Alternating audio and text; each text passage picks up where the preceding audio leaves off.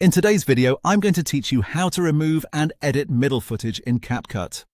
If you made a mistake in the middle of your recording, or you just want to cut out a long pause without affecting the beginning or end of your clip, this is one of the easiest edits you can do in CapCut PC. The goal here is simple. Isolate the part you do not want, remove it cleanly, and then smooth the edit so it feels natural when someone watches it back. To begin, you'll want to isolate the middle section. On your timeline, move the vertical playhead line to the exact point where the unwanted footage begins. Take your time here because the more precise your placement is, the cleaner your edit will feel. Once the playhead is in the right spot, press Ctrl and B on your keyboard. That creates your first split and marks the beginning of the section you want to remove.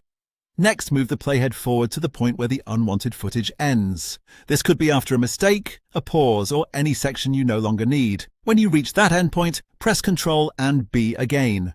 Now the middle section is separated from the clips before and after it, which makes it easy to work with. Once that section is isolated, click directly on the middle clip to select it. Before deleting it, make sure the Auto Ripple main track magnet icon above the timeline is turned on. This setting is important because it automatically pulls the remaining clips together after you remove something, so you do not end up with an empty gap in your timeline. Now press Delete or Backspace on your keyboard. The middle footage disappears and CapCut instantly closes the space between the two remaining clips. This is the quickest way to remove a section from the middle without having to manually drag clips back into place. To make the final edit look and sound smoother, you can refine the cut a little more. If the jump between clips feels too sudden, click Transitions in the top left menu bar and drag a quick dissolve or mix transition directly onto the cut line.